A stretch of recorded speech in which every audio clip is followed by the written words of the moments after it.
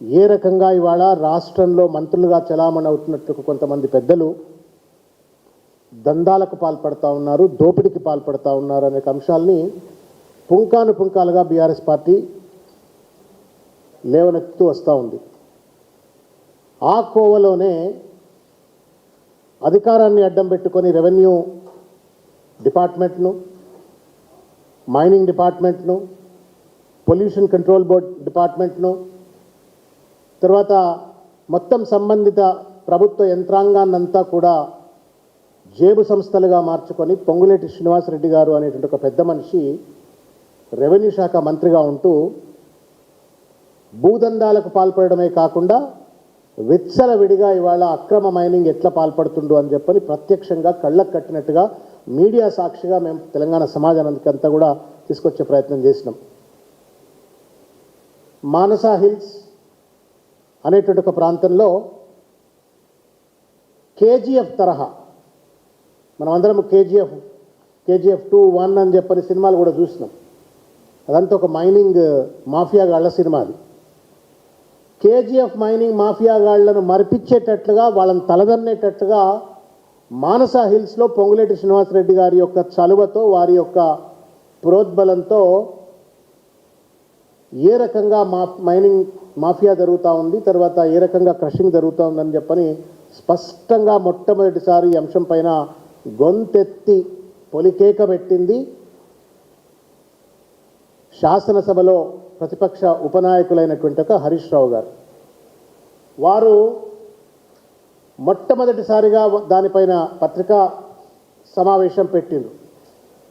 శారదా పీఠం చెందినటువంటి ఒక గురుదేవుల వారు హరీష్ రావు గారిని పూజకు రమ్మని పిలిస్తే పోతూ పోతూ వారు చూసినటువంటి ఒక ఉదంతాన్ని, ఇదేమి ఇంత పెద్ద ఎత్తున అక్రమ మైనింగ్ జరుగుతూ ఉన్నది, ప్రభుత్వం ఏమైనా గుడ్డిగుర్రం పళ్ళు దొవుతుందా అని చెప్పని పత్రికల్లో మాట్లాడడంతో పాటు లోతైనటువంటి ఒక సమాచారంతో అటు మైనింగ్ డిపార్ట్మెంట్ వాళ్లకు కంప్లైంట్ చేసినారు, జిల్లా కలెక్టర్ వారికి కంప్లైంట్ చేసినారు, పొల్యూషన్ కంట్రోల్ బోర్డు వారికి కంట్రోల్ చేసినారు, జిల్లా కలెక్టర్ గారికి కంప్లైంట్ చేసినారు. ఇట్లా అనేక మంది కంప్లైంట్ చేసినప్పటికీ కూడా దున్నపోతు మీద నీళ్లు పడ్డట్టుగా వ్యవహరిస్తూ విచ్చలవిడిగా గుట్టలు గుట్టలు గద్దలు లెక్క దోచుకపోతూ ఆ రోజు వందల కోట్ల రూపాయల స్టోన్ క్రషింగ్కు పాల్పడతా ఉంటే, బాధ్యత ఉన్నటువంటి ఒక ప్రతిపక్ష పార్టీగా కేటీ రామారావు గారు, మా కార్యనిర్వాహక అధ్యక్షులు హరీష్ రావు గారి యొక్క ఆదేశాల మేరకు ఒక నిజ నిర్ధారణ కమిటీ ఆ రోజు మేము అక్కడికి వెళ్ళడం జరిగింది.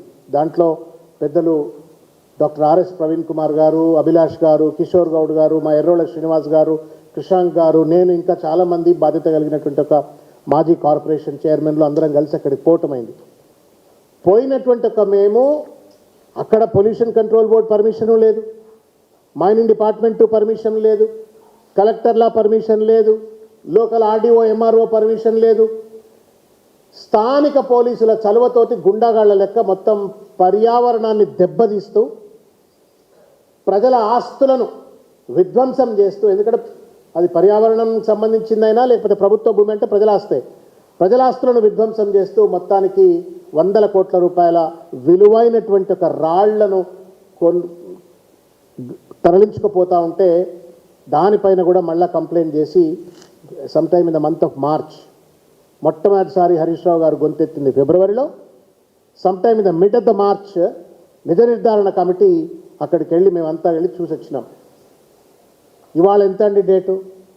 5వ తారీఖు మే.